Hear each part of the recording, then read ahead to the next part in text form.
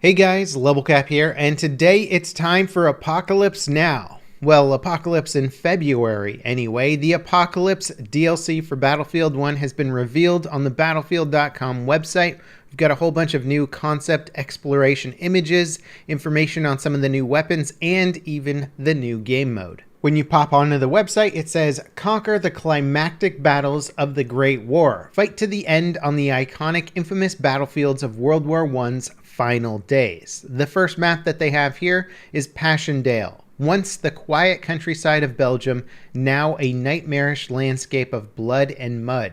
Claw your way across the devastated landscape and huddle for cover in the dugouts and tattered ruins. In World War I, the Battle of Passchendaele was an Allied-led assault designed to overtake the German-held railway that was basically reinforcing the German army. So this is probably one of those battlefields that's going to represent one of those iconic or picturesque, if you will, representations of no man's land. Lots of trees with no branches, lots of mud, those wooden walkways covering this sort of muddy bog. It's going to be a slugfest, and I can't wait to see what true no man's land looks like in a Battlefield 1 map. The next map debuted is Caporetto. Fight in the mountain trenches near the Isonzo River as the Austro-Hungarian forces face off with the Italian army in an uphill climb. In this battle, the Austro-Hungarian army and the Germans attacked the Italians, and they used some relatively new technology,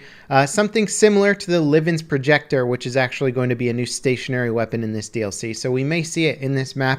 It's basically a supersized gas grenade mortar. It shot giant barrels of chlorine gas and other flammable gases, and basically they hit the Italian trenches in the actual battle with a huge amount of this gas, and the Italians knew they could only survive with their gas masks on for about 2 hours, so many of them fled the trenches, but like 500 to 600 died during this massive gas attack. Then the Germans used their stormtroopers, which involved grenadiers and flame troopers, to clear out the rest of the trenches. It sounds like a pretty darn nasty battle, and I can't wait to see how it plays out in Battlefield 1. The third map here is the River Somme. The scenic wheat fields by the Somme River transform into hell on earth from devastating artillery barrages. Not a lot is really explained about this map from the description, but it is part of the massive Somme battle where over 3 million soldiers died. This was one of the bigger battles of World War I, and this is just one particular aspect of it. I'm very curious to see how this really gorgeous looking wheat field might be completely converted into no man's land. It could be a pretty interesting spectacle of the destruction and destructible and transformable environments in the Frostbite engine. Also, we haven't really seen big fields of grass in Battlefield 1 yet, or any Battlefield game. If they incorporate that as a gameplay mechanic, it might be kind of interesting if soldiers are able to go prone in the wheat field and get rid of their spots or try and sneak up on the enemy. This is a mechanic that was quite popular in PUBG for a while, so seeing it come into a Battlefield map would be kind of interesting. Now, those are the only 3 ground-based or traditional style Battlefield maps mentioned in this DLC. However, there are 2 new maps that are built around the new game mode coming out in this DLC, something that people have been excited about for a long time and predicting and waiting for, and that is Air Assault, or as previously known in Battlefield 4, Air Supremacy. Outmaneuver flying foes in cataclysmic dogfights and take on a new game mode. The first map here is one of the maps that you'll see from the single-player campaign the first time that you fly an airplane, and it's called Razor's Edge. Engage in frantic dogfights among snowy peaks as British and German aces fight for control of this intense map. Now, the new Air Assault game mode is described as a rush for ace aviators and sharpshooting gunners. Air Assault takes to the skies where planes collide in a fury of dogfights that could include a climactic face-off with airships. Now, personally, I really enjoy flying in Battlefield 1, and having some maps that are free of anti-aircraft cannons and just focus on dogfighting and shooting down airships sounds like a total blast. The fact that they have airships in this now seems like it's going to have some more interesting objective play around it. I really enjoy the dogfighting and the tail gunning and all that kind of stuff with the new aerial combat, so I cannot wait to see how this game mode plays out. They did not mention the player count of this game mode. I'm hoping for 64. That could be absolutely crazy, but we'll just have to wait and see. Also, if it is 64 players, does that mean there'll be a limit on how many fighters versus attack planes there can be? Like, some of the players are going to have to double up in aircraft, and I'm kind of curious to see how they balance things out. The other map is also from single player. It's called London Calling. With your fellow Knights of the Sky, join the aerial clashes high above the British capital in the new Air Assault game mode. So this is just that other really beautiful sunset map in which you're shooting down airships and stuff in the single player. Looks like it could be another really fun map for multiplayer, and I'm kind of curious to see if they go to town with the volumetric clouds on this map and try and use it as a way of obstructing line of sight. That could be a pretty interesting dynamic, since it was something that existed in actual dogfights, and the Frostbite engine should be capable of volumetric clouds. Now, of course, we can't forget the new weapons. When it comes to melee weapons, desperate times call for desperate measures. Use melee weapons like a brutal meat cleaver or a handy pry bar when the action gets close and personal.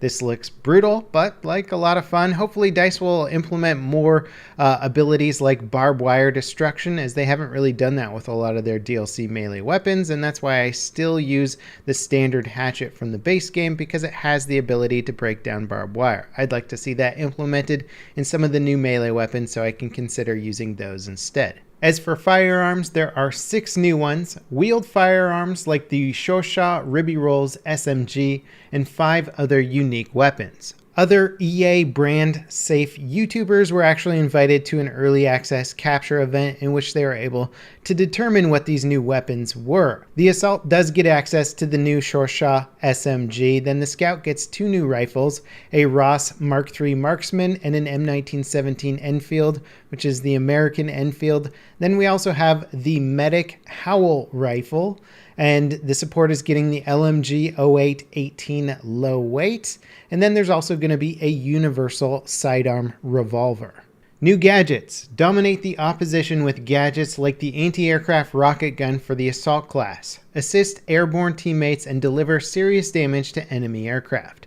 This is one of those things that was demoed in CTE a little while back. I think we were expecting to see it in the Turning Tides DLC, then all of a sudden it disappeared. Looks like DICE was still working on it or just saving it for the Apocalypse DLC. This is going to be one of the more game-changing gadgets. I'm really surprised that DICE is including it this late in the game, because it could really change aerial and infantry warfare across all the maps of Battlefield 1, and I'm very curious to see how it changes the overall balance. Then we also have some new aircraft. Pilot 2 new bombers on the Caporetto map, the Hansa Brandenburg GI and the Airco DH-10. Both of these aircraft seem to be more like typical 3-seat bombers. We're not getting anything too interesting on this front. Unfortunately, I was hoping to see some more interesting 2-seater aircraft that maybe mixed up the attack plane gameplay a little bit, or maybe some new fighters that had different loadouts or something like that. Something to spice up the aerial gameplay just a little bit, I think, would be interesting. But these ones will probably play out very similar to the pre-existing bombers. Now, as for the other information there, I already lightly mentioned the new Livens projector. That will be a new stationary weapon coming with this DLC. The description reads, based on tactics used during the Battle of Caporetto, smother your enemy in a cloud of poisonous gas with the all-new Livens projector. Now, here's the interesting thing about the Livens projector being in the game, is that Livens actually also developed the massive gargantuan flamethrower used to clear out trenches during World War I as well. And I have a feeling that DICE is sort of holding out on us with that one, and maybe they'll show it off in one of the new DLC maps or something like that. That would be really cool. I'm still got my fingers crossed that DICE is going to put the epic flamethrower in the game. Hopefully it'll be with this DLC and they're not saving it for something later down the line. But Livens, same designer. If they're going to put his gas projector in there, they may as well put the super flamethrower as well. Naturally, there's going to be new assignments for weapon unlocks and new specializations. Here's the weird thing with the new specializations. They're calling the new type of specialization afflictions. This is the description. For pro players keen to show off their skill in any situation, afflictions will hamper your soldier in various ways. Activate Mortal to lose 500 score for each respawn, or challenge yourself with Paranoia and play with the gas mask on constantly. I don't fully understand what these new specializations are being put in the game for. I consider myself to be a pretty high level player, and I would never want to use any of these. Either this is DICE running out of ideas, or they have some weird special game mode designed around them.